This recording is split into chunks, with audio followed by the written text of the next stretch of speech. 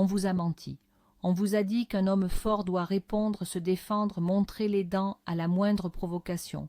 C'est faux. C'est le réflexe de la masse, le programme par défaut de ceux qui n'ont jamais appris à maîtriser leur monde intérieur. La véritable force, celle qui impose le respect sans un mot, opère sur un autre plan, un plan inaccessible à 99% des gens. Aujourd'hui, nous n'allons pas parler de ce qu'il faut dire en réponse à une insulte. Nous allons explorer l'arme la plus puissante, ce que vous devez faire avant même d'envisager une réponse. Il y a une action, un processus mental précis qui sépare l'homme réactif de l'homme de pouvoir. C'est un secret stoïcien adapté à notre époque chaotique, une technique que seuls les esprits supérieurs maîtrisent pour rester maîtres d'eux-mêmes et donc maîtres de la situation. Avant de plonger, répondez à cette question dans les commentaires. Quelle est votre réaction instinctive, la toute première, face à une insulte? Soyez honnête, c'est le point de départ de votre transformation. Nous vivons dans une arène numérique et sociale. Les mots sont des armes et les attaques sont constantes, qu'elles soient directes, passives, agressives ou cachées derrière un écran. Chaque jour, on vous teste, on teste vos limites, votre confiance, votre calme. L'insulte moderne est conçue pour pirater votre système limbique, pour déclencher une réaction émotionnelle brute, la colère, la honte, le doute. C'est une tentative de prise de contrôle à distance sur votre état interne. Le problème n'est pas l'insulte elle-même, c'est une vibration dans l'air, des pixels sur un écran. Le vrai problème est notre réponse programmée, cette montée de chaleur, ce cœur qui s'accélère, cette envie irrépressible de remettre l'autre à sa place. Ce n'est pas votre faute, votre cerveau est câblé pour réagir au danger social comme à un danger physique, mais le monde a changé. Les prédateurs ne sont plus des tigres à dents de sabre, mais des trolls, des collègues jaloux, des personnes frustrées qui cherchent à exporter leur mal-être. Continuer à utiliser un logiciel de survie préhistorique dans ce nouveau monde est une garantie d'échec et de souffrance. C'est ici que le stoïcisme moderne devient non pas une option, mais une nécessité. Le premier moment, le choc de l'impact. Une phrase est lancée, votre nom y est associé, elle est négative, injuste, provocatrice. Avant même que votre esprit conscient n'ait pu l'analyser, votre corps a déjà réagi. C'est l'amygdale, le centre de la peur et de l'agression dans votre cerveau, qui prend les commandes. Elle hurle, danger, statut menacé, riposte. C'est un détournement de votre conscience, un amygdala hijack. Vous n'êtes plus aux commandes.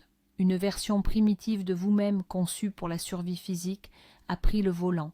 L'homme ordinaire subit cette réaction. Il la laisse le submerger et dicter ses actions. Il devient la marionnette de son insulteur. L'homme supérieur, lui, observe ce processus avec une distance froide. Il sent la montée d'adrénaline non pas comme un ordre, mais comme une information. Il sait que la première bataille n'est pas contre l'autre, mais contre cette impulsion primaire en lui. C'est la reconnaissance de ce mécanisme biologique qui constitue la première étape vers la maîtrise. Vous ne pouvez pas vaincre un ennemi que vous ne comprenez pas. L'action fondamentale, la chose à faire avant tout autre, est la création consciente d'un espace. Entre le stimulus, l'insulte et votre réponse, il existe un intervalle. Pour la plupart des gens, cet intervalle est de l'ordre de la milliseconde. Il est inexistant, ils sont un fusible qui saute instantanément. L'homme entraîné, le stoïcien moderne, apprend à étirer cet intervalle. Il le transforme d'une milliseconde en 1, 2, voire 5 secondes de silence absolu. Ce n'est pas un silence vide, c'est le silence le plus actif et le plus puissant qui soit. C'est l'espace stoïcien, c'est dans cet espace que réside votre liberté. C'est là que vous passez du mode réactif au mode proactif. Pensez à un grand maître aux échecs. Après un coup agressif de son adversaire, il ne se précipite pas. Il se penche, observe l'échiquier, analyse la nouvelle configuration. Ce silence est intimidant pour l'adversaire. Il signifie que le coup n'a pas eu l'effet escompté, qu'il est en train d'être analysé, disséqué et qu'une contre-attaque réfléchie se prépare. Votre première action est donc une non-action. Respirez, créez cet espace. Dans cet espace de silence que vous avez créé, vous engagez un processus de triage mental. C'est un audit instantané de l'insulte. La première question de ce triage est « qui parle ?» La valeur d'une parole est directement proportionnelle à la valeur de celui qui la prononce. Analysez la source de l'insulte avec une objectivité chirurgicale. Cette personne est-elle quelqu'un dont vous respectez l'opinion? A-t-elle fait ses preuves? Mène-t-elle une vie que vous admirez?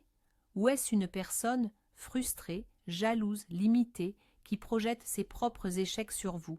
La plupart du temps, les insultes proviennent de la seconde catégorie.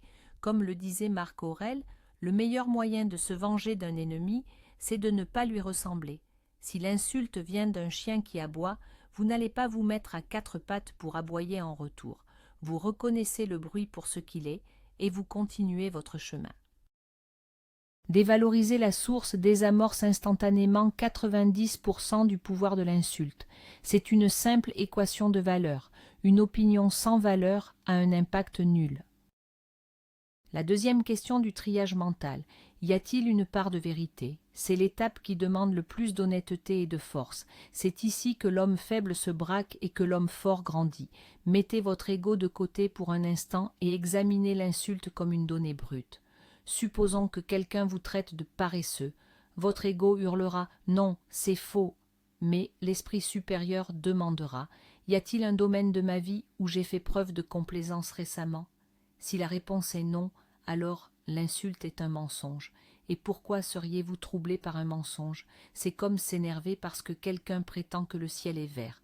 C'est une erreur factuelle qui ne vous concerne pas.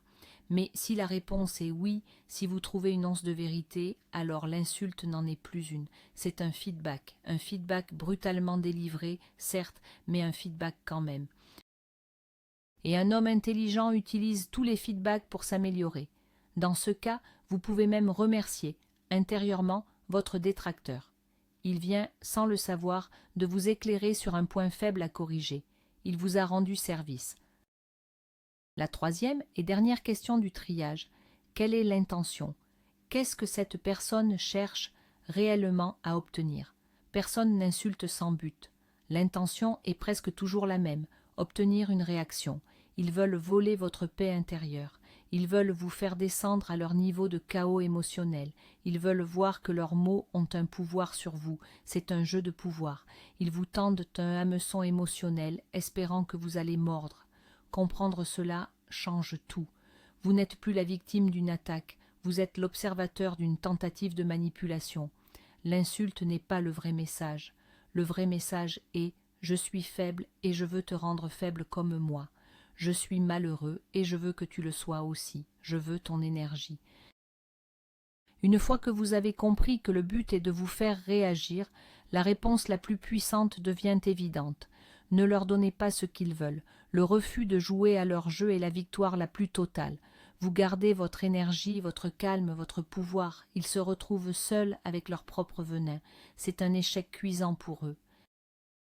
Maintenant que le triage est fait, vous avez analysé la source, la vérité et l'intention, vous êtes en position de force. Vous avez transformé un assaut émotionnel en un simple problème à analyser. Ce processus entier ne prend que quelques secondes dans un esprit entraîné. Vous avez désamorcé la bombe avant qu'elle n'explose. C'est à ce moment-là, et seulement à ce moment-là, que vous pouvez choisir consciemment votre réponse au lieu de la subir. Et vous réalisez que la réponse la plus fréquente et souvent la plus dévastatrice pour l'adversaire est le silence contrôlé. Pas le silence de celui qui est blessé et ne sait pas quoi dire, mais le silence de celui qui a analysé la situation et a conclu qu'elle ne méritait pas un seul mot de sa part. Ce silence communique un message d'une puissance inouïe. Tes paroles n'ont aucun poids, tu n'existes pas dans mon univers de conséquences, tu es insignifiant. C'est un mépris froid et calculé qui en dit plus long que n'importe quelle réplique cinglante. Une autre option qui s'ouvre à vous après ce processus est l'humour ou l'accord exagéré. C'est une technique de judo verbal. Vous utilisez la force de l'attaque de l'adversaire contre lui. Quelqu'un vous dit « Tu es vraiment arrogant ». Au lieu de nier, vous pouvez répondre avec un léger sourire « C'est mon pire défaut, j'essaie de travailler dessus, mais c'est difficile quand on est aussi exceptionnel que moi ». Cette réponse accomplit plusieurs choses. Premièrement, elle montre que vous n'êtes absolument pas affecté. Deuxièmement, elle désamorce complètement l'agression. Comment continuer à attaquer quelqu'un qui est d'accord avec vous? Troisièmement, elle vous place en position de contrôle et de confiance supérieure. L'humour est une marque d'intelligence et de détachement. L'agresseur s'attendait à de la colère ou de la justification, vous lui donnez de la légèreté. Il est déstabilisé, son plan a échoué. Il a l'air ridicule d'avoir tenté une attaque aussi sérieuse contre quelqu'un qui ne prend pas la chose au sérieux. Considérez l'insulte non pas comme une attaque personnelle, mais comme une donnée. C'est une information sur l'état mental, les insécurités et les motivations de la personne en face de vous. Quand quelqu'un vous traite d'une certaine chose, il vous en dit souvent plus sur lui-même que sur vous. C'est une projection. Celui qui est obsédé par l'argent traitera les autres de radins ou de dépensiers. Celui qui est profondément insécure sur son intelligence traitera les autres d'idiots. En adoptant cette posture d'analyste, vous vous détachez émotionnellement. Vous n'êtes plus la cible, vous êtes le scientifique qui observe un spécimen. L'insulte devient un symptôme de la maladie de l'autre, pas une blessure pour vous. Cette dissociation est une compétence clé. Elle transforme une interaction potentiellement douloureuse en une opportunité d'apprendre quelque chose sur la nature humaine et sur la personne qui tente de vous déstabiliser. Vous collectez des informations, vous ne subissez pas de dommages.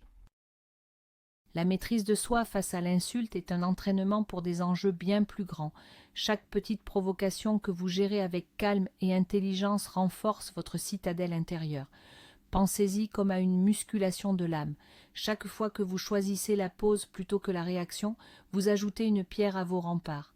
Chaque fois que vous analysez au lieu de vous enflammer, vous renforcez vos fondations.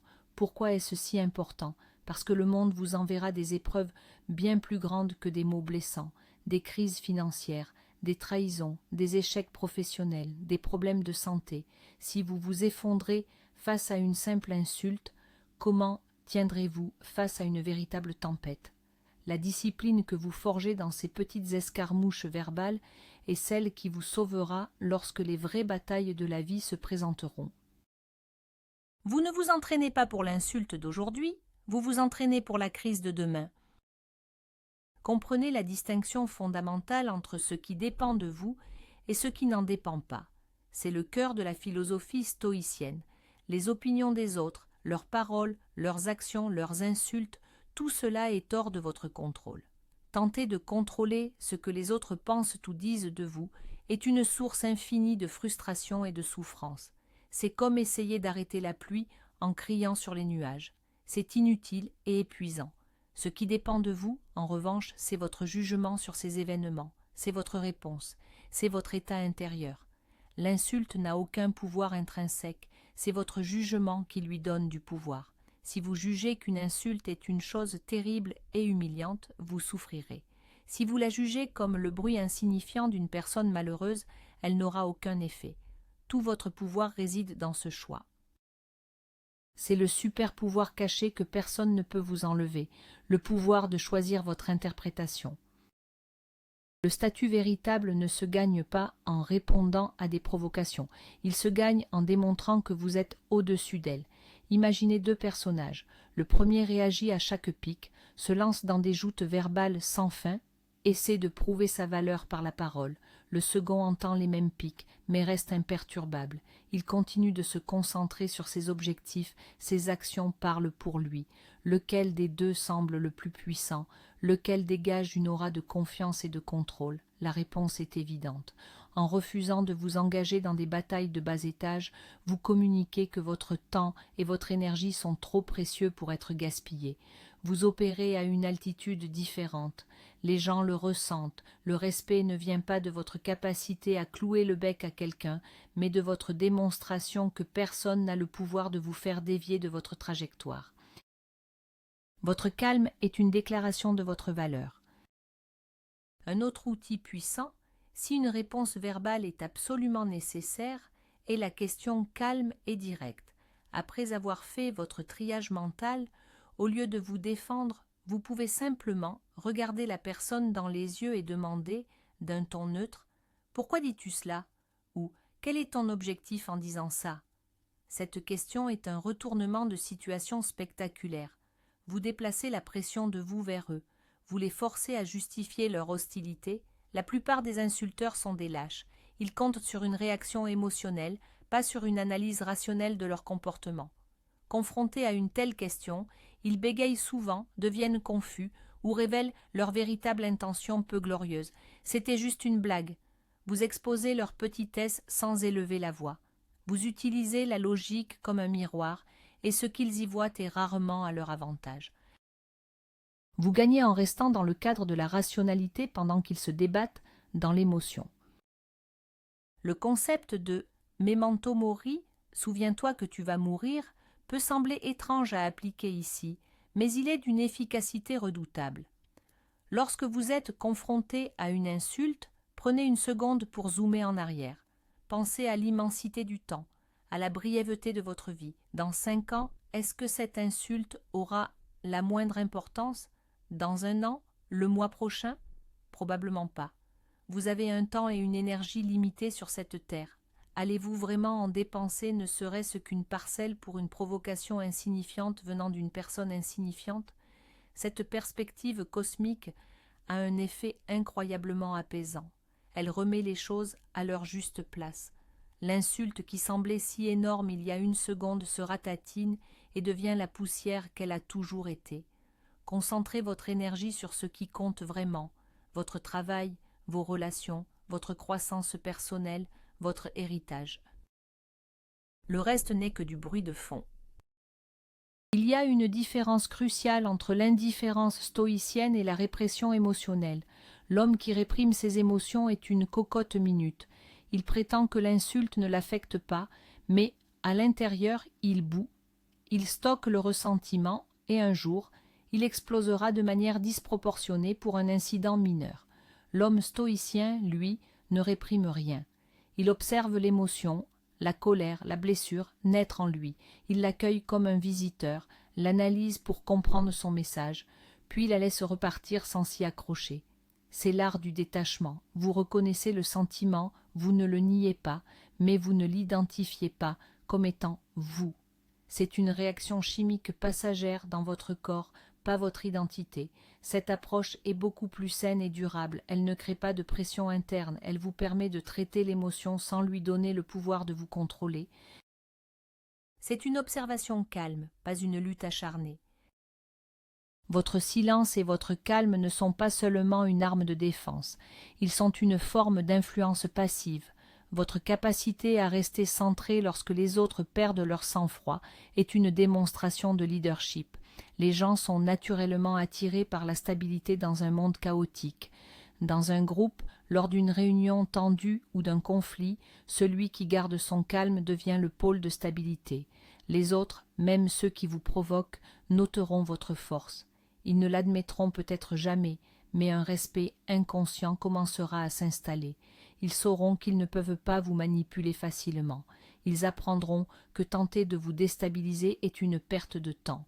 Avec le temps, vous deviendrez connu comme une personne de substance, quelqu'un dont le jugement est fiable, parce qu'il n'est pas obscurci par des réactions émotionnelles. Votre réputation se construira sur votre solidité, pas sur votre répartie. La pratique de cette compétence commence par de petites choses. Ne vous attendez pas à rester de marbre face à une attaque virulente si vous n'avez jamais essayé de contrôler votre irritation dans un embouteillage.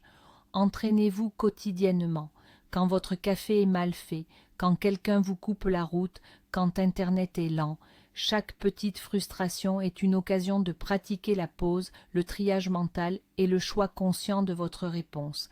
C'est en forgeant votre patience et votre contrôle dans ces situations de faible enjeu que vous développerez les muscles mentaux nécessaires pour les situations de fort enjeu. C'est un processus progressif. Chaque petite victoire renforce le circuit neuronal de la maîtrise de soi. Vous ne naissez pas stoïcien, vous le devenez par une pratique délibérée et constante, jour après jour. C'est un artisanat, et vous êtes l'artisan de votre propre caractère. L'un des plus grands pièges est de vouloir avoir le dernier mot. C'est une pulsion de l'ego qui veut se sentir victorieux. Mais la vraie victoire comme nous l'avons vu, n'est pas dans le dernier mot, mais dans la préservation de votre paix intérieure. Lâchez prise sur le besoin de gagner l'argument. Souvent, la personne qui vous insulte ne cherche pas un débat logique, elle cherche une décharge émotionnelle. Vous ne pourrez jamais la convaincre avec des faits ou de la raison, car elle n'opère pas à ce niveau. En essayant d'avoir le dernier mot, vous vous engagez dans son jeu, sur son terrain, selon ses règles. La seule façon de gagner est de refuser de jouer. Laissez-lui le dernier mot. Laissez-la croire qu'elle a gagné la joute verbale. Pendant qu'elle savoure sa petite victoire illusoire, vous repartez avec le vrai prix, votre sérénité, votre énergie et votre dignité intacte. C'est un échange que vous devriez accepter à chaque fois. Utilisez les insultes passées comme un outil de visualisation. Pensez à une fois où une insulte vous a vraiment blessé ou mis en colère. Revivez la scène, mais cette fois, imaginez-vous réagir différemment. Imaginez-vous appliquer le processus que nous avons décrit.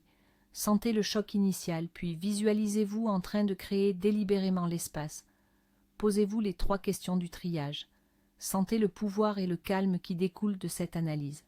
Choisissez une réponse de force, le silence, l'humour, une question calme.